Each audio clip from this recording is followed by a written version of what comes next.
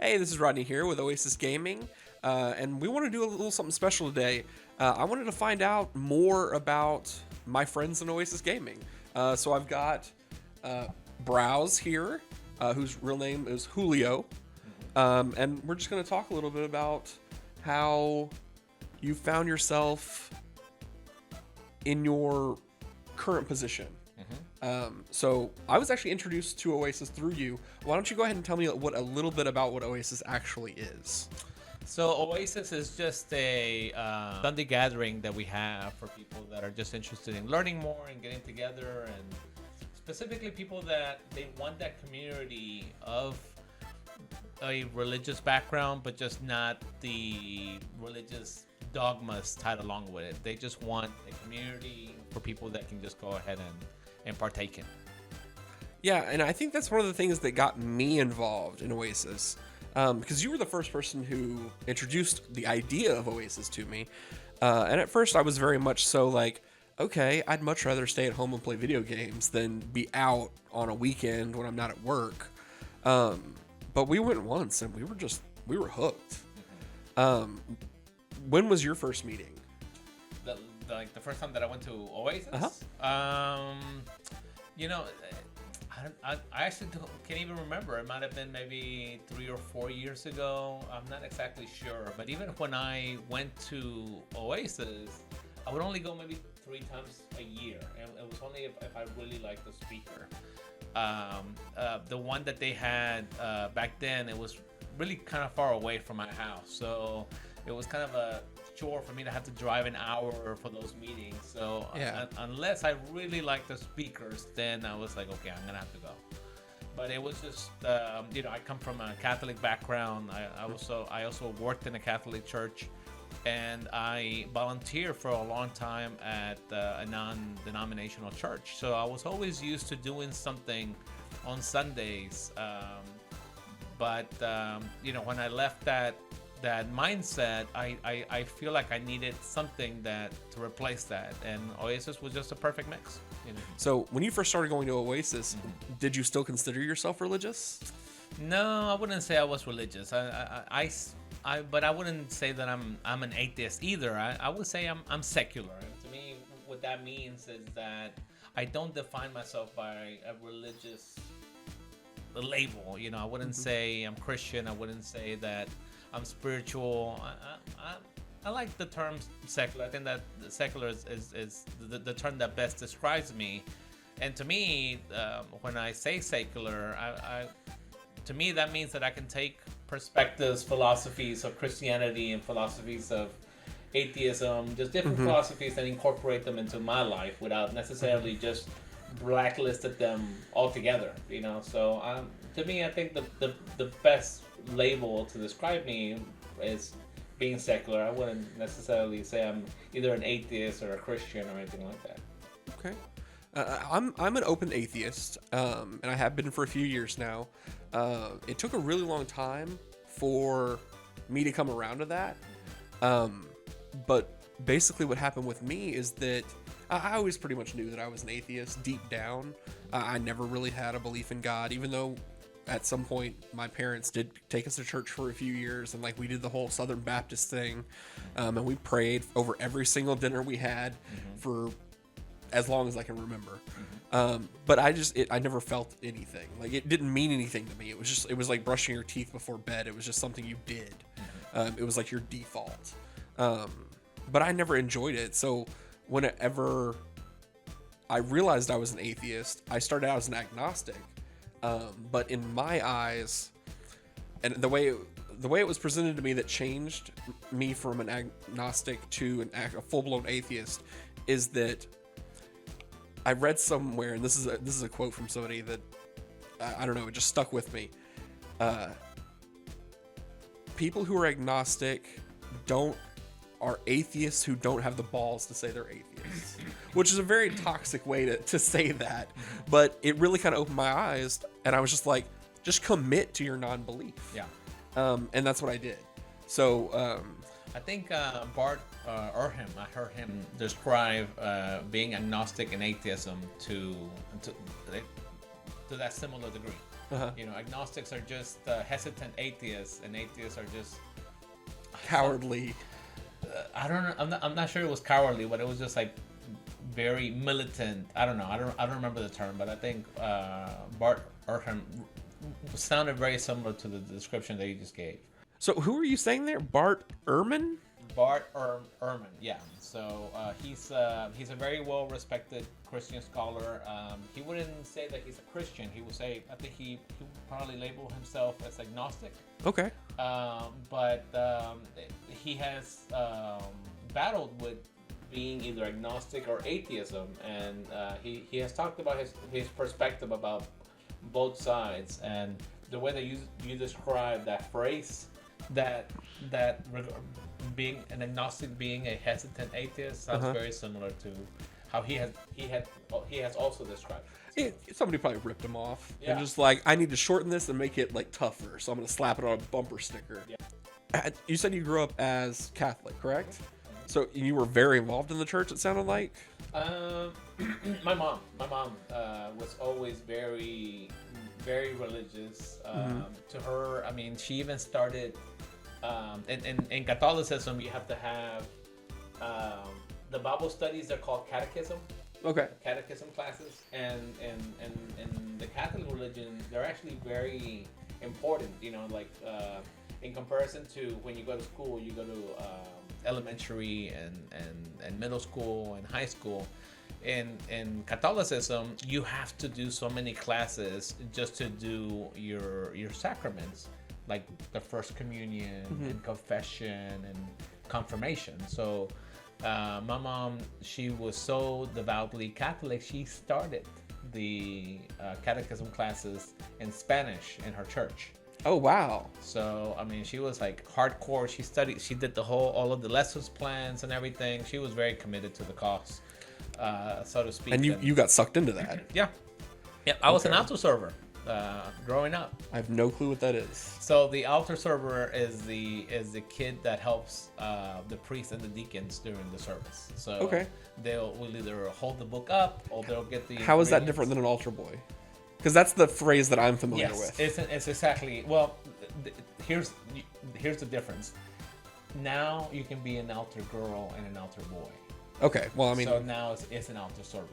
So it's the same. Okay. Yeah. Okay. So I've just got some old thinking in there. Yeah. Okay, I got you. It's just altar boy. You know, is the stereotypical like, oh, what are you an altar boy? Yeah. Exactly. Yeah. That was me. I had to wear the robes. Yeah. Did you ever get to swing the? I'm very ignorant when it comes to Catholicism. Yeah. Did you ever get to touch the big gold thing that he swings with the smoke in it? The incense. No. What's interesting is that when I went to church, they implemented something new when it came to. There were some services where they would throw holy water, right? Mm-hmm. So in some cases, they would use this metal, looked like a mic with holes in it. So he would just dunk it into the holy water and he would just pray throughout the church. But during a couple of times they would use a branch, and there was no way that you could not get soaked with that branch. And I remember, because I was a little me and the priest would bump heads at times. So there was one time that he saw me and he took an extra dipping of the branch, and then he just went ahead and just threw it right at me, and I was just drenched from the holy water, you know. And you could tell he was a little passive aggressive, but he got me. I mean, the way that you would get wet with that branch, it was similar to getting soaked with a water soaker. It was that bad. Wow. So were you real close with him? It sounded like y'all had a good relationship. We had a good relationship. You know, I was an altar boy, and then as it happened, when I was in college, I worked in a Catholic church. Okay. And I got to respect a lot of the deacons and the priests that I worked with. And I really did get to respect them. They were completely committed to the ministry and their job. And when you're a deacon, you actually have a full-time job, and you also have to work in the church. So I mean, it's two jobs. It's two jobs. It's two jobs. And you know, when you're a priest, you're having to manage the financial part of the church, You're also having to be a counselor because people are wanting to come in and talk to you. You're having to do the masses. There's a lot of responsibility that it all falls on you as being a priest. So I mean, I have my full respect as far as the people at the clock when it comes to Catholicism, and I worked there for 3.5 years. Well, initially, what I was doing when I was working at the church was I wanted to make computer games, so I was studying computer science. But from working in the church and being part of the community and just I really felt like I was making a difference there, and it changed what I wanted to be for my vocation. So it changed my career path from doing something as far as computer oriented to I want to do something that had more of a positive impact on society. That's awesome, and that's what you ended up doing, right? Yeah. You ended up helping people. That's awesome. So what finally broke the Catholics back, if you will? So what kind of started pushing you away from the church? I wouldn't say it was necessarily just one thing. While I was working at the church, I did want to take my faith and make it into my own. I wanted to be a Catholic, not because of tradition. I wanted to be, I wanted to just take ownership of it, But some of the arguments that was made, it just didn't make sense to me. And one of the things that I remembering wondering, and keep in mind, I mean, I took classes when that was especially designed for the Catholic faith and to be familiar with the Bible. So it was an interesting period when I worked at the Catholic Church, because it was during a time of great paranoia from the church. The church was feeling that a lot of people were converting to other faiths. So what the church was doing a lot, they were organizing special classes so they could equip Catholicism with knowledge of their faith. So if anybody came and tried to confuse them, they will be able to defend themselves. So wow. I took those classes, which went really deep as far as the Catholic dogmas, the Catholic doctrine, and why they believe what they believe. Wow. So they were basically taking you as a person who already subscribed to their beliefs and their belief system, but they were like, here's all the proof. So when an atheist comes at you and just says, why do you believe that God is infallible when X, Y, Z, you had an answer in your pocket that was provided to you. And it wasn't so much of a fear from an atheist, it was from a fear from a Baptist or a Jehovah's Witness or somebody of another Christian denomination. You're going to get poached. Yeah.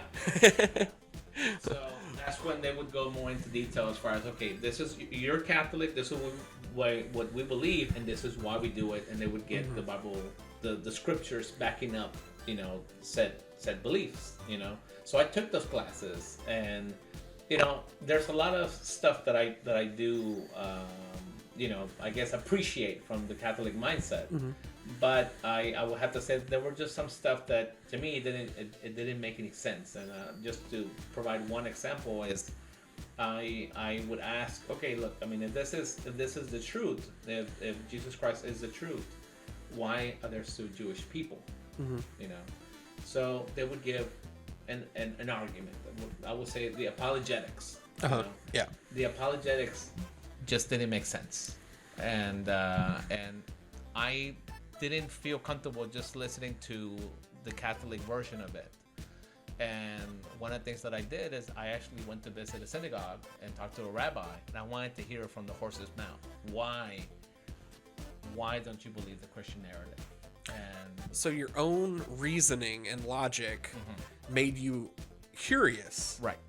Wow. That's okay. So it's really, I can't think of a better word than like brave or courageous. Like, it's courageous that you challenged yourself in that way. I mean, that's amazing. I don't know if many people would have that kind of fortitude. Well, keep in mind, I was still very stubborn even when I went to the synagogue. Because when I went to the synagogue, in my mind, I was like, they're wrong. You guys are wrong. So I was coming over there with the idea of evangelizing them. I was like, maybe these guys just never heard. So it was really more arrogance than anything, So, you know? So you were talking to like, was it like an Orthodox Jew? I was talking to a rabbi. And I was like, look, I mean, you know, why don't you realize? Listen up, Rabbi. Yeah. You know, I'm gonna school you. Yeah. So it was really from a sense of, because keep in mind, I was still very much invested in the Christian narrative. But what I can tell you is, from my experience, I very, very slowly, because it's a very slow progress, I became to question the church narrative, and that's very difficult to do. You know, because you want to believe that, you know, there's universal truths, but then the church spends so much time doing a narrative and questioning those things and having that intellectual doubt, you know, just tell you from the back of your head, like, hey, this doesn't make any sense, and just go along with it. It's very easy to just go along with it. It's a lot harder to just let that, you know, that common sense take hold and just be like, hey, you know, this doesn't add up. And even, you know, to this day, I think I will still probably be Catholic to this day, except that there was never any kind of humility. You know, it was like, this is the way it is, and this is it, and this is what has to believe. And I just wish there would have been just a little bit more humility, where we could have said, hey, you know what, we don't really know, but this is the best we got. You know, if it would have been just a little bit humble about it, I think I would probably still be Catholic to this day. But it was just it just seemed too strong, too gun-ho about it. You know? Yeah, their dogma was too strict. Yeah. It's like there's no flexibility there for a if or a maybe, or a maybe we do have that wrong, or no. It's just really interesting to hear people's perspectives in kind of slipping off religiosity. Yeah. But I mean, if that's the word, right? But I will say, I think I don't fall in. I don't think I'm the typical person to talk to, just because. When you talk to people that have gone to another mindset, to another philosophy, to another frame of mind, they have a lot of hang-ups about their past. You know, they usually talk a lot of mess, as far as, you know, they were horrible. Yeah. To this day, I still feel very appreciative of you know, my time being Catholic, and everything that I learned. I think that a lot of my values are very aligned with the Catholic Church, as far as their whole mindset and helping out the needy, and, you know, helping out the sick. They really do a lot when it comes to charity.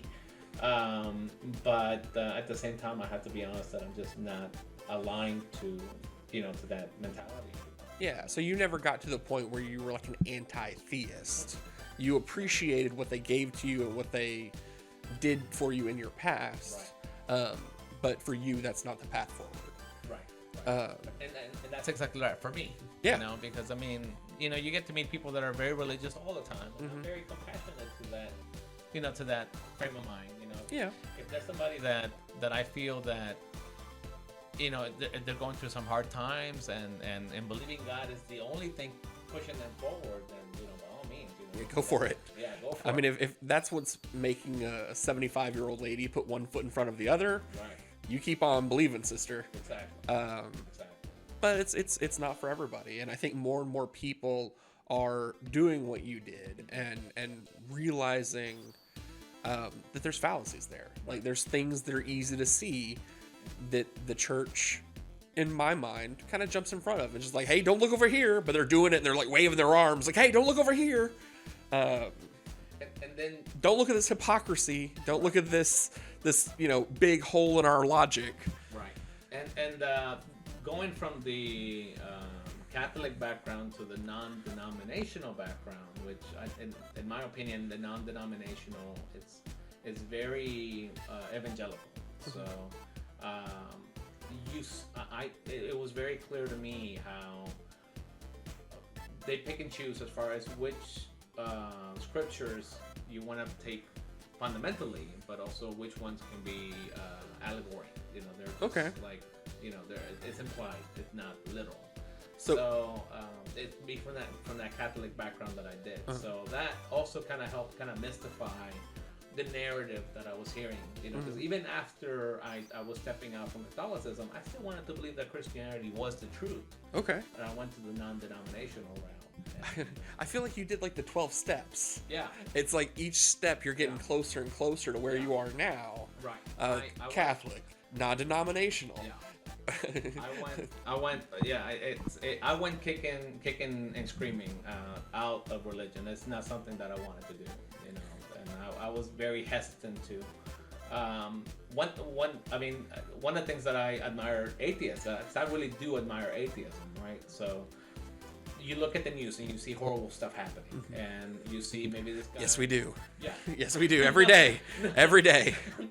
What I was saying is that you see on the news how somebody will get into a car accident and end up dying, or somebody gets robbed, and when you're into this religious mentality, you think that the only reason why you're still living in this earth is because somebody's protecting you, which is God, and it's the idea of stepping out of God. You're removing that protection bubble, and that's something that's very, very difficult to let go. Yeah, I can see where that would be scary. Yeah, especially if you truly are a true believer and you really believe that there's an invisible person who's literally keeping evil away from you. Right. Say is that I do talk to some atheists that feel that, well, if we could just give people the reason, religious people the reason and the logic of why some of the stuff doesn't make sense, they'll just grow out of it. But I think it's a very emotional connection that they have, and it's a fear. It's a strong fear of losing this protection, losing that individual, that the divine power that's protecting them, that's guiding them, that's blessing them. So it's I don't think any logic is going to take away from that. Yeah, I don't really try to talk people out of religion. It's not my job. I'm not one of those kind of atheists. Yeah. I'm not an anti-theist necessarily. Now, I can definitely point to the history of certain religions and religion as a whole and say, like, that wasn't good. Right. That wasn't good. Right. That wasn't good. Right. But at the same time, I have the power of hindsight. Like I have a computer in my hand, or sitting next to me, that is 30,000 times more powerful than the computer that sent people to the moon. Right. You know what I mean? Like I do realize all of those things. And I think that's what makes me feel good as far as being involved in Oasis. I do think that people are becoming, I wouldn't say necessarily maybe more skeptical of religion or of God. I think people are just, they don't want to trust the man behind the curtain anymore. They don't feel like they want to just listen to a pastor or somebody else telling them how God should work. They want to kind of leave that to themselves. But they still yearn for that community of a church. Yeah. And that's what's exciting about doing something like Oasis, where you could go, be a part of it, learn something out of it, get something, be a part of it yourself. You can contribute it. You can be part of the conversation, but you don't have the hang-ups of the religious dogmas and that.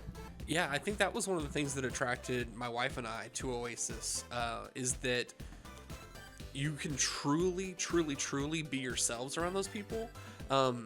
Because, and I can honestly say this, I don't think I've ever met a group as inclusive as Oasis. I mean, come as you are. Like, literally come as you are. And I think that really drew us to it, because we were looking for a community. Because I think that's one of the things that, not only is it hard to leave a religion because of the dogmatic ideas that are ingrained in you, but you're instantly losing like 50 family members. Right. I mean, it's really weird, and this is a kind of a tangential story, but when Melissa and I first started going to Oasis and we started making friends in Oasis, I think we were going out of town or something like that, and that's what it was. I needed a ride for a flight, because I didn't want to leave my car at the airport for a week, and in my head I was like, you know what, I'll just ask somebody from Oasis. Somebody from Oasis can help me. You know what I mean? and I heard what I said. I analyzed it and I went, that's exactly what people who go to church. That's one of the big positives about being a part of a community like that. Is like you know all these people are good people, and you trust them because you know that they have a substructure of goodness in them, and they're built to be a good person. I don't know. It was really nice, and like Melissa and I just had a discussion about that afterwards. So did somebody help you? No. No. But you guys... So you asked. I totally asked. Nobody asked. Nobody stepped up. I asked. You guys, y'all had very legitimate, I'm sure, excuses. Okay, I got you. So, yeah, I grabbed an Uber.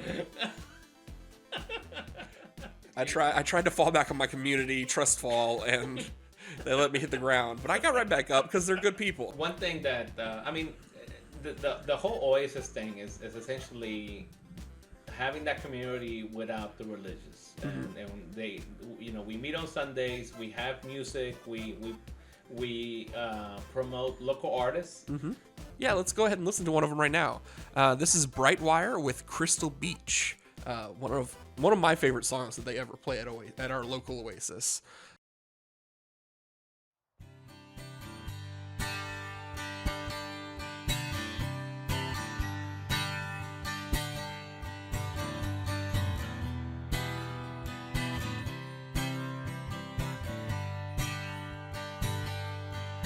Living on the dirt roads, but they left this one alone. Trailers at dead end, there's no place to call home. Shrimp boats in oil fields, the only job still around. When the tourists all pack up and get to live in town. Winter months bring boredom till the sun shines again. Cooking up distraction till the big day ends. Yeah, it's just another small town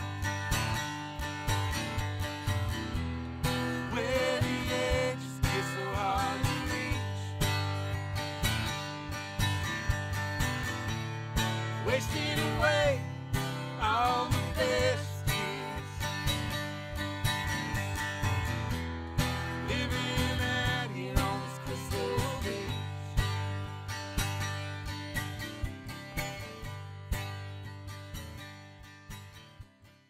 Okay. I like that Crystal Beach song. I think that's my favorite Brightwire song that I've ever heard. But I definitely need to listen to more of them. And what's funny is that when we invited Brightwire to Oasis initially, they were a little hesitant. They were like, "Are you sure you want us to come by?" And they're like, "Yeah, I'm sure." And they were like, "Well, our songs are a little depressive." And I was like, "Bring it!"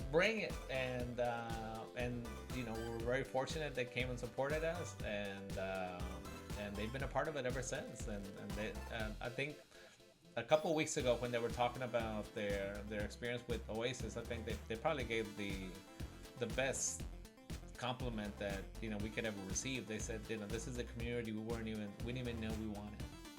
So Yeah. that was really nice. That's really cool. Oasis is a social experiment. It's essentially can there be a community outside of the religious norm? Because every Sunday, if you want somewhere to go and to belong in, you can go to a church. And any church, they'll accept you. This is still a social experiment if such a thing is needed. Now, I think it's desperately needed. I think there's needs more variety than just a religious gathering on Sundays for people. Yeah. And I think there's